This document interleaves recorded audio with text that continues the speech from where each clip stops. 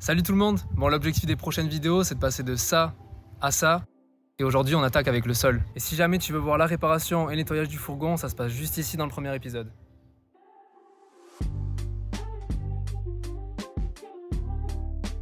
Bon, une fois le sol bien dégraissé et bien propre, on attaque avec la structure sur laquelle on va venir fixer le plancher. Cette structure, elle permet deux choses. La première, c'est de visser le plancher, qui sera soit en OSB, soit en contreplaqué. Je te fais un comparatif juste après. Et le deuxième, c'est de créer un léger espace entre la carrosserie et le plancher afin d'y insérer l'isolation, phonique et thermique dans mon cas.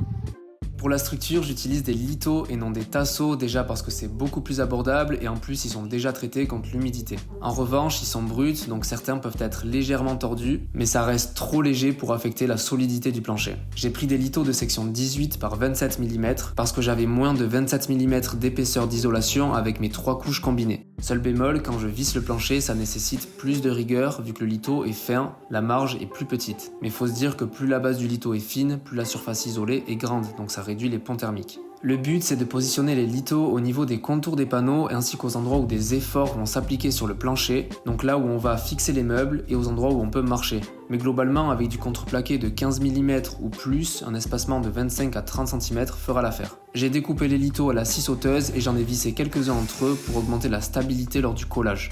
J'ai quadrillé de façon homogène et j'ai rapproché les lithos au niveau du couloir, là où je vais pouvoir marcher pour traverser le fourgon, ce qui va entraîner des contraintes mécaniques plus importantes à cet endroit-là.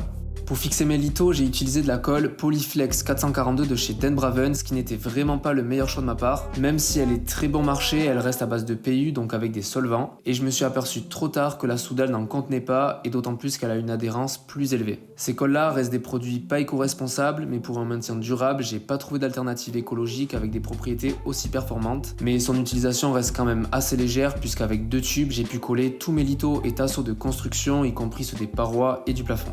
Afin de tracer les contours de mes panneaux, j'ai d'abord fabriqué un petit outil pour faire mon tracé. On prend notre panneau à découper ou un carton, on le place bien dans l'axe du camion et on vient mesurer le plus grand espace entre notre carton et le contour que l'on veut épouser. On vient prendre un tasseau sur lequel on va venir percer un trou pour y insérer un crayon ou un feutre. Ce perçage il doit se situer au-delà de la mesure qu'on a faite, donc on perce environ 3 cm au-dessus de la mesure qu'on a prise.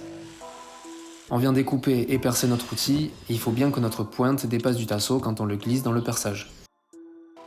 Et pour finir, on trace notre contour en maintenant l'outil bien perpendiculaire au panneau ou au carton.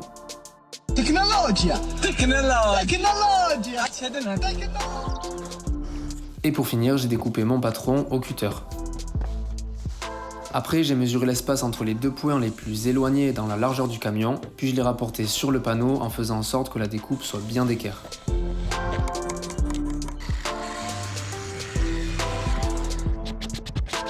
J'ai déposé mon patron bien à bordure du panneau et j'ai tracé le contour. Vu que l'arrière de mon fourgon est symétrique, j'avais plus qu'à tourner le patron et faire la même chose de l'autre côté du panneau. Et ensuite, j'ai découpé à la scie sauteuse en essayant d'être le plus précis possible. Ponçage des champs pour casser les arêtes et ajuster la coupe si nécessaire. Et le moment le plus satisfaisant, c'est quand on vient poser notre panneau à l'endroit souhaité et qui rentre parfaitement. Comme je t'ai dit, ce sont des chutes de contreplaqué que j'ai récupérées, donc pas assez grandes pour faire le plancher en une seule fois. Donc j'ai réitéré la manip avec les 3 autres morceaux. Et pour que mes 2 premiers panneaux aient la même largeur, j'ai superposé le premier sur le second et j'ai tracé les contours adéquats. On n'a plus qu'à découper et à poser.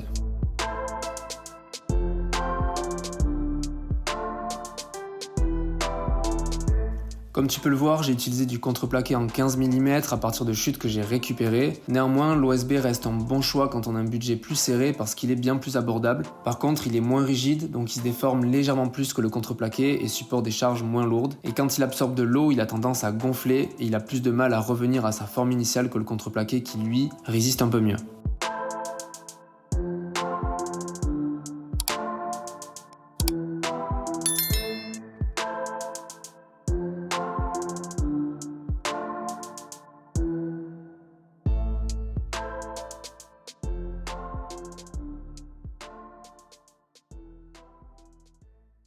Maintenant qu'on a vu la structure du sol avec les lithos, les colles et le plancher, on attaque une partie super importante, l'isolation.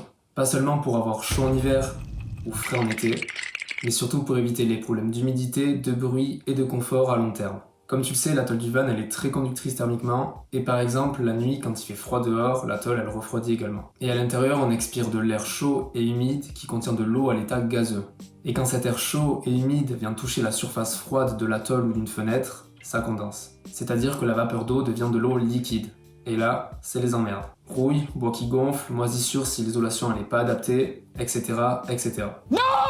Les bonnes nouvelles, pour réduire la condensation, il y a plusieurs techniques. La première, c'est de ventiler. Par exemple en laissant une fenêtre légèrement ouverte et naturellement, par diffusion, le taux d'humidité à l'intérieur du van va s'équilibrer avec celui de l'extérieur qui est plus sec. Et plus la fenêtre sera ouverte et plus le phénomène sera efficace. La deuxième technique, c'est d'utiliser une aération basse comme une grille et une aération haute comme un lanterneau ou une grille également. Et là, en plus du phénomène de diffusion, il y aura le phénomène de convection.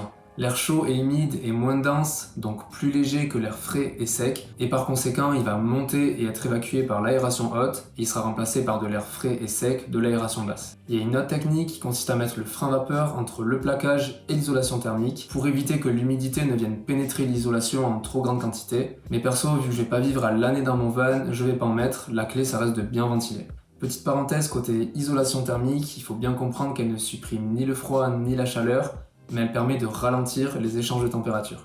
Sur ce graphe, tu peux voir en rouge la température extérieure qui évolue au cours du temps et en bleu la température à l'intérieur d'un van qui est légèrement isolé. On peut voir qu'il y a un déphasage d'1 heure, c'est-à-dire qu'il faut 1 heure pour que la température extérieure arrive à l'intérieur du van. Et dans ce cas, qui représente plutôt une matinée dans un pays chaud, ce serait super intéressant par exemple pour faire une grasse mat, puisqu'à 10 heures il fera encore 22 degrés à l'intérieur, contrairement à un van non isolé, où il ferait au minimum 24 degrés, voire plus en fonction du rayonnement solaire. Côté matériaux d'isolation, j'ai fait un petit tableau de comparaison de différentes matières que je trouvais intéressantes en termes d'isolation thermique et phonique, en étudiant chacune de leurs propriétés, y compris leur impact environnemental et leur prix au mètre carré.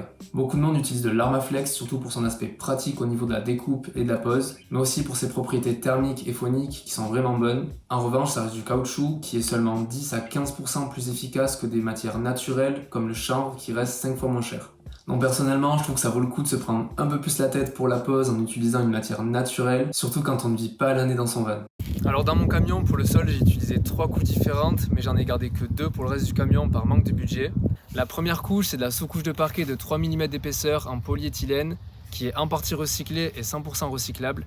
Son rôle principal, c'est de créer une barrière phonique au bruit d'impact. J'en ai mis sur toutes les parois, surtout pour réduire les bruits d'impact des gouttes de pluie quand je roule. Parce que oui, ça se voit pas forcément aujourd'hui, mais dans le sud-ouest, il pleut beaucoup. La deuxième couche, c'est du liège expansé de 4 mm d'épaisseur. Son rôle principal, c'est de créer une seconde couche d'isolation phonique, surtout pour réduire les bruits parasites et absorber les vibrations quand je roule. J'en ai mis uniquement sur le sol, mais si j'avais eu plus de budget, j'en aurais mis à la place de la sous-couche de parquet partout dans le camion. Et enfin, j'ai choisi de la laine de chanvre en 10 mm d'épaisseur pour créer une légère isolation thermique, pour avoir un petit déphasage de température, comme je te l'expliquais juste avant, afin de dormir plus longtemps le matin. Et en plus de ça, elle crée une isolation phonique supplémentaire. Mes couches d'isolant sont fines, donc faible isolation globale du plancher, mais non négligeable, surtout phoniquement. Je te prépare un avant-après pour te montrer la différence de bruit quand je roule et en note sous la pluie. Et j'aimerais aussi faire un petit test thermique en mettant le même fourgon que le mien, mais pas isolé, à côté du mien isolé, équipé avec des thermomètres et regarder les variations de température pendant 24 heures pour voir si mon isolation elle sert vraiment à quelque chose ou pas. Pour découper mes couches d'isolant, je me suis fait un petit schéma de ma structure en y ajoutant chaque dimension. Ensuite, c'est atelier découpe. J'ai commencé par la sous-couche qui se découpe facilement au ciseau. Et ensuite, j'ai placé chaque morceau dans leur zone dédiée pour ajuster puis scotcher les éléments entre eux.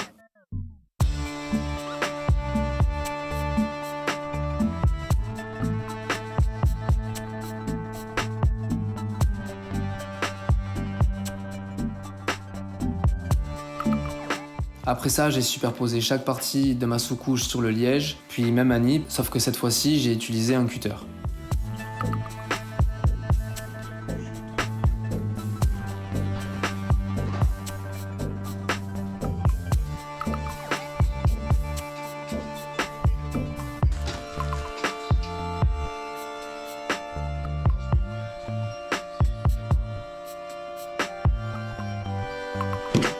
La boulette! Oups! La boulette! Un coup d'aspi et j'ai placé quelques morceaux de scotch double face sur la tôle pour venir poser ma sous-couche et ensuite j'ai juste posé mes morceaux de liège par-dessus. Et je suis venu scotcher la sous-couche sur mes passages de roue pour isoler phoniquement.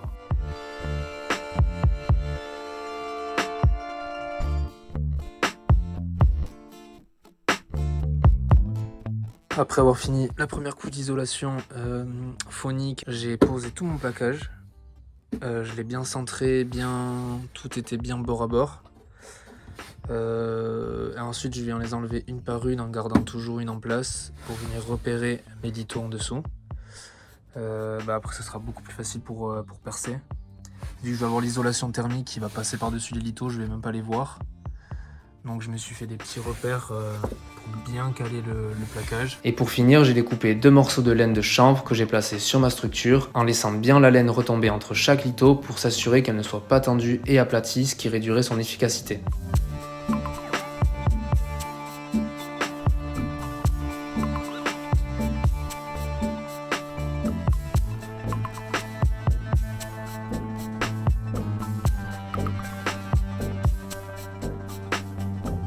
Et enfin, on vient poser le plancher et visser précisément en fonction des repères tracés juste avant.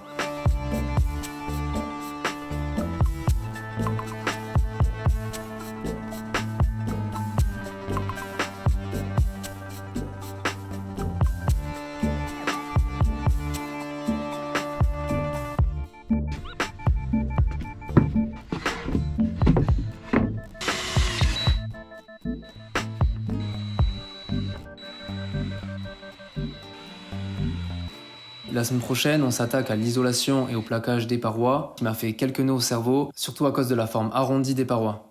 Si t'aimes mon contenu, n'hésite pas à liker, ça me fait plaisir et ça m'encourage. Et n'hésite pas non plus à t'abonner pour suivre le reste de l'aventure. Et je te dis à la semaine prochaine. Ciao!